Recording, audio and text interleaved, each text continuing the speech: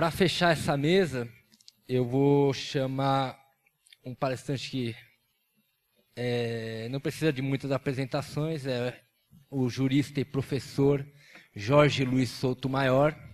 Ele vai falar sobre a dívida pública e a precarização do trabalho. Não é a primeira vez que a auditoria divide mesa com o professor. Muito obrigado por ter vindo, já lhe agradeço de antemão. Enquanto os 47 está indo para a dívida, para o trabalho, 2,72. Obrigado. Bom, uma boa tarde já a todos e todas, né? Eu agradeço muitíssimo aí a oportunidade de participar desse importantíssimo encontro organizado pela Auditoria Cidadã, e eu me coloco aqui numa posição de querer contribuir para reflexões futuras, né, de todos e todas que se interessam pelo assunto.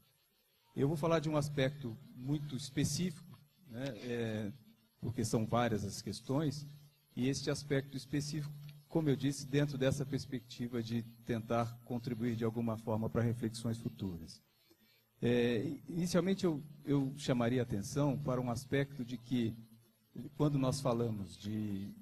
Como tudo que foi falado aqui, né, diz respeito à visualização de como o dinheiro público, né, é gasto com uma dívida pública cuja origem é discutível e, ao mesmo tempo deixa de ser conduzido a outras finalidades públicas, né, importantes. Mas eu queria fazer um destaque de que, na verdade, talvez, só como um aspecto de reflexão, né, não existe propriamente um dinheiro público, né, existe a produção do capital, na verdade, se dá por meio do trabalho, e que o governo, o que o Estado faz, na verdade, é arrecadar parte desse capital e tentar transferir, né, este capital para um interesse público, mas que, na verdade, quando se faz essa transferência, ou quando se faz essa arrecadação, o que nós estamos verificando é que essa transferência não se dá por um interesse público, se dá de forma a devolver ao interesse privado. E a atenção que eu queria chamar, né, o aspecto específico que eu queria trazer, é de que talvez exista antes disso, né, talvez não, me parece que existe, antes dessa forma de extração, digamos, de arrecadação do capital produzido, para visualização de um interesse público, mas que de fato não se cumpre, há uma espécie de uma financiarização, talvez podemos chamar assim, que se dá na ausência da própria arrecadação, ou seja, que se dá no momento da produção própria do capital. Quando o projeto constitucional, como o FEPA aqui já relacionou várias vezes, né, existe um projeto constitucional que confere ao trabalho direitos. E esse trabalho, né, esses direitos, evidentemente que representam custos. Custos que seriam forma de extração do capital produzido, que é um capital produzido, reparem, não pelas empresas, mas pelo capital, pelo trabalho, na verdade, pelos trabalhadores. Só que, na ausência do cumprimento desses direitos, o que se dá de fato é fazer com que o trabalho financie o capital, né?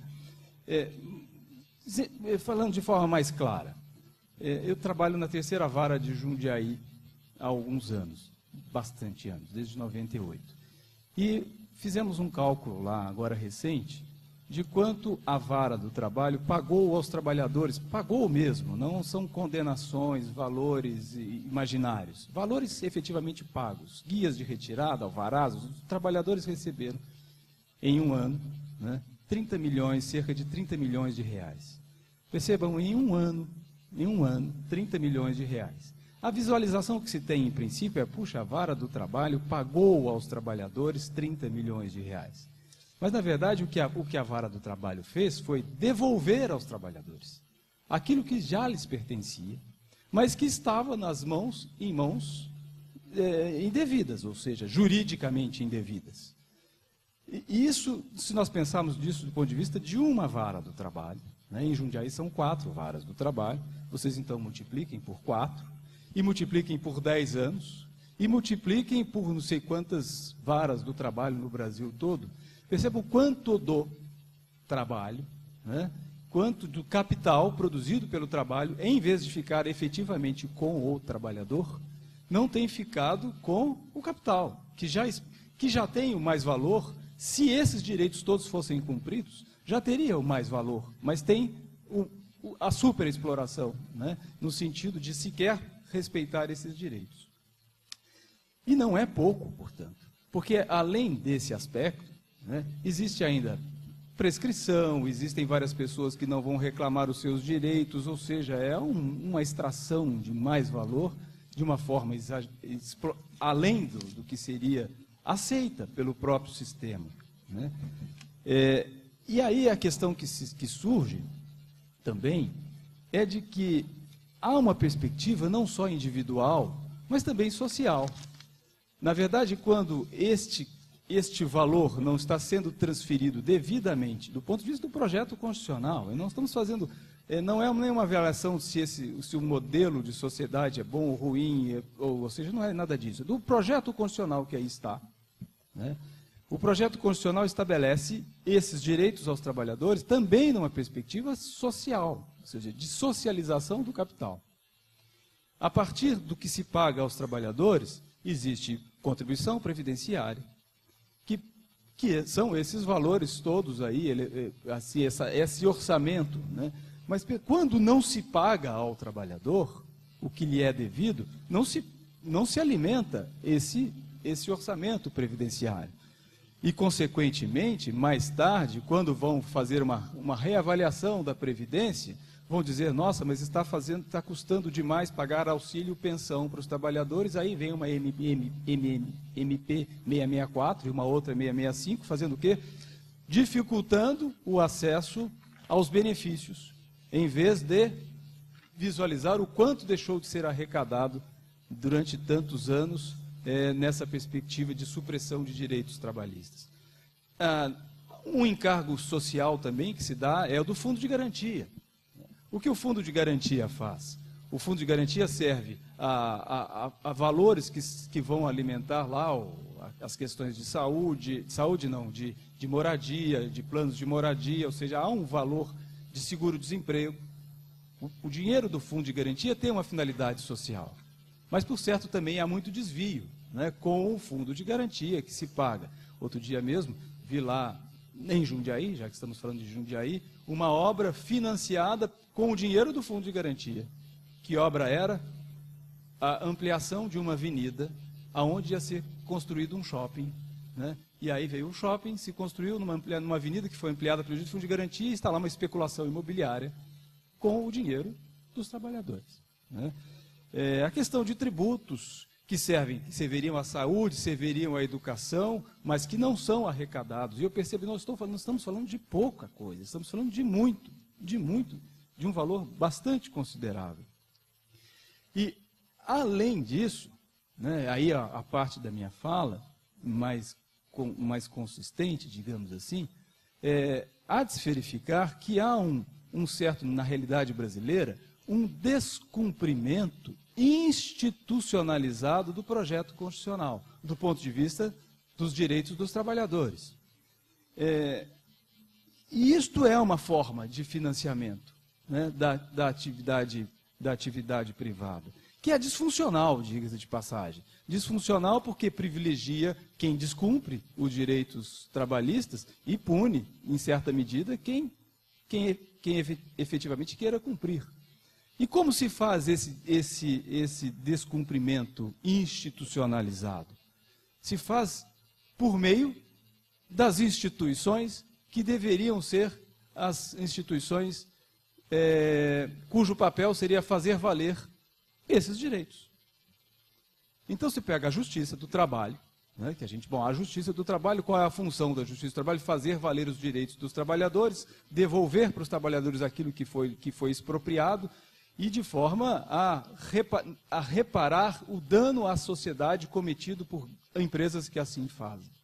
Mas a realidade que a gente sabe da Justiça do Trabalho, e aí é uma reflexão importante, quem vai falar, vamos fazer uma auditoria da dívida pública, tem que botar em questão isso também.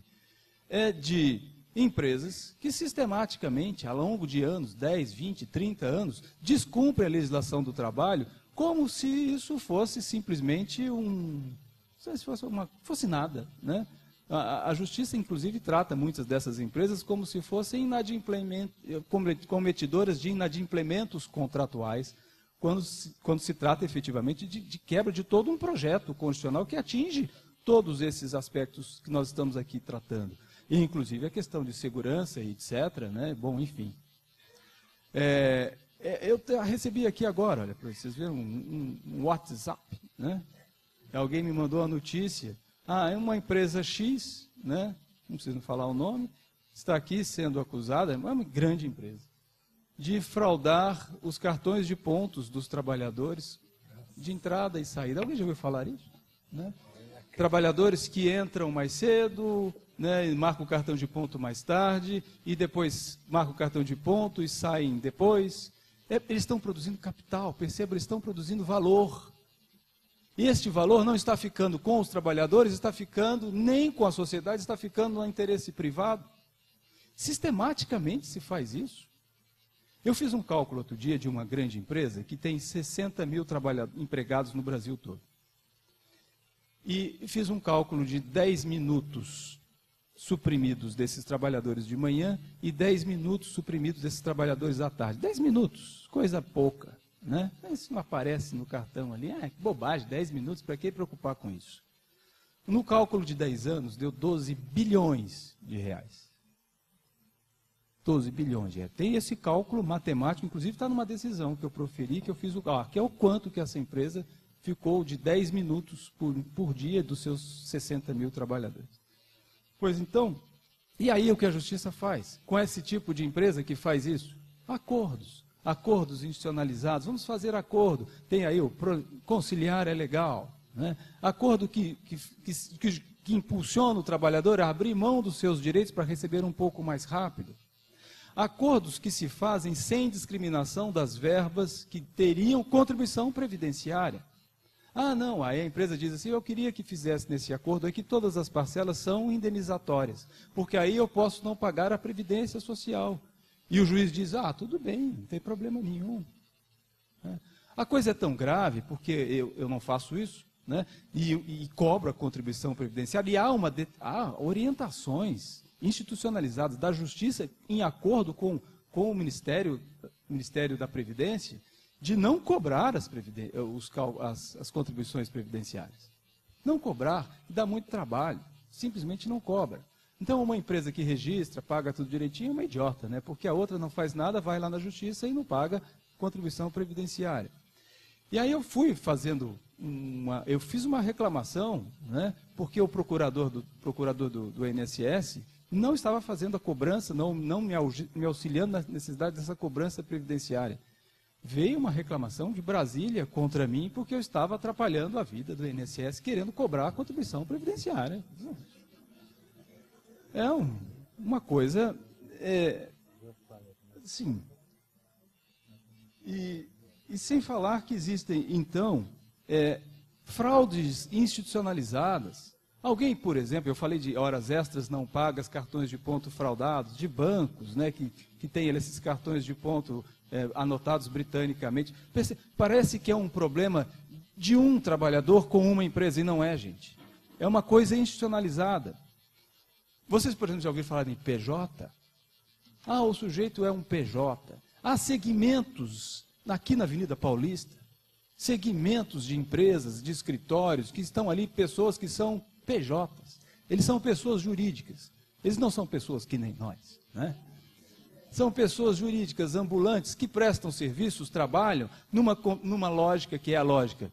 Não vai ser registrado CLT, que bobagem é isso, é moderno agora o seu CPJ, você cuida do seu próprio interesse, aí você não tem que pagar INSS, você não tem que pagar imposto de renda, etc. Há um descumprimento institucionalidade de um projeto, que aí parece, o que eu quero dizer para vocês, parece que é apenas Parece que é apenas utilizar mal do dinheiro público arrecadado. Mas o dinheiro que se transforma público, na verdade, quando é arrecadado, é muito menos, é um problema muito menor do que todo o dinheiro, de todo o capital que está sendo produzido e está ficando diretamente com o capital. O trabalho está financiando diretamente o capital, sem passar por nenhum tipo de projeto de interesse público. E isto está institucionalizado, né? E nós temos a Constituição, por certo, que seria um freio para isto, mas a Constituição, puxa vida, né? Isso aí foi um desvio do curso histórico.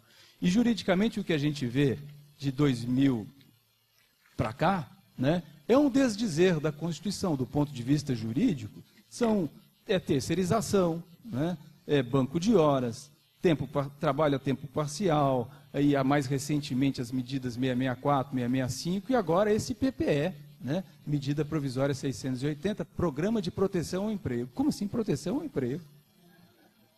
É o Programa de Precarização do Emprego, PPE, que faz com que os trabalhadores paguem a conta, paguem a conta com redução de salários, de uma crise que, imagine, vamos discutir crise, mas os trabalhadores têm que pagar essa crise.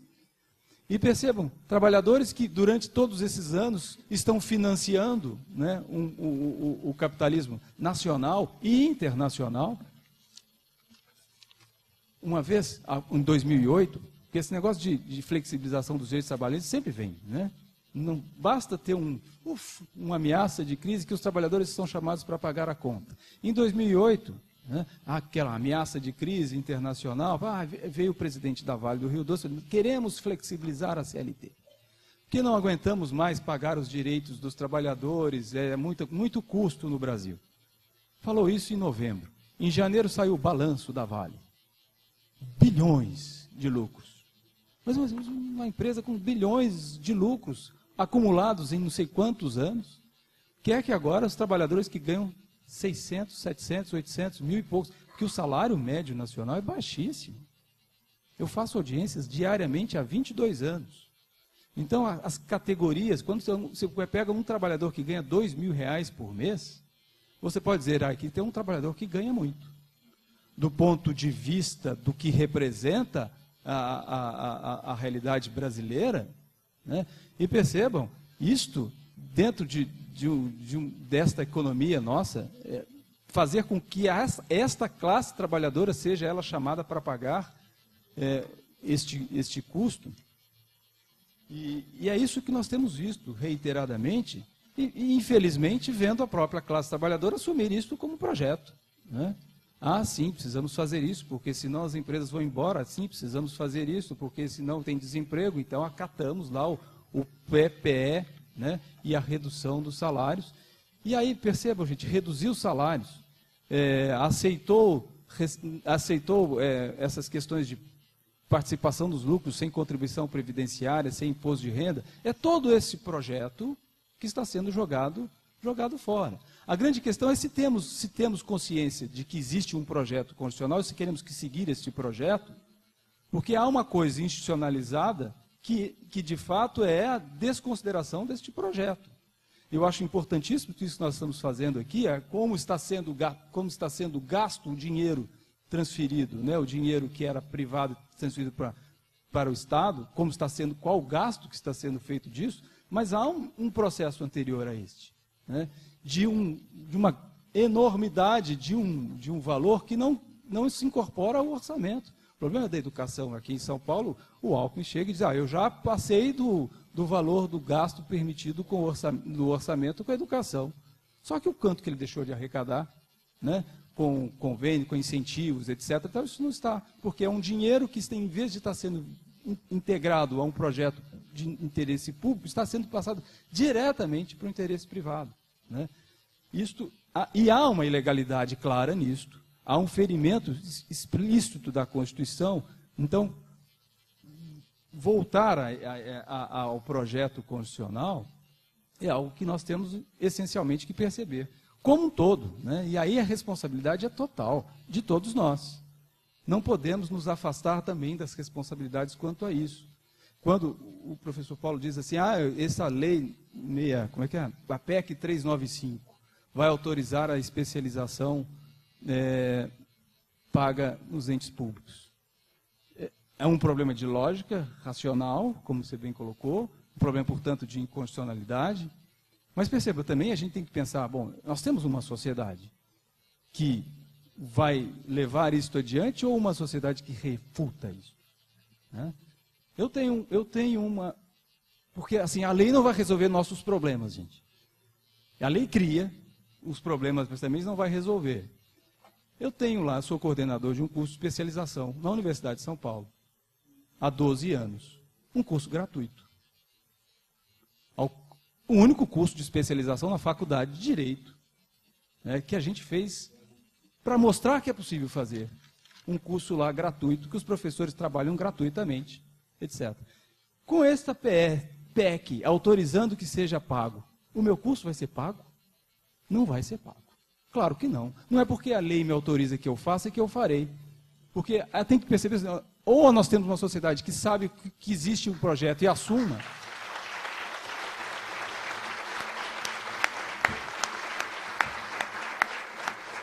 ou confiar só que a lei vai resolver os nossos problemas, nós estamos fritos. Né? Por isso que é importante criar consciência sobre as questões e lutar contra elas. Não é porque eu estou dentro de uma instituição, também como a Justiça do Trabalho, que preconiza conciliar é legal, se você não conciliar, você não será promovido. Se estratégia de gestão, bater metas, extinguir processos, e que eu vou fazer isso, não vou. Eu resisto, né? Não faço. E, bom, tem consequências? Bom, tem consequências, mas eu vou lá, vou fazer a resistência. Né? Agora, é um absurdo que tenha esta estratégia, então todos os juízes são obrigados a fazer. Não é porque tem uma lei que autoriza um juiz a receber auxílio moradia, que eu vou lá e recebo, porque eu acho que é inconstitucional, eu não recebo. Então, o problema não é a lei, só a lei. A lei é problemática, né, por si. E é mais problemático isso porque temos um projeto constitucional que nós não respeitamos. Mas se não fizermos uma auditoria cidadã em nós mesmos, só sobre as instituições, será muito pouco. Muito obrigado.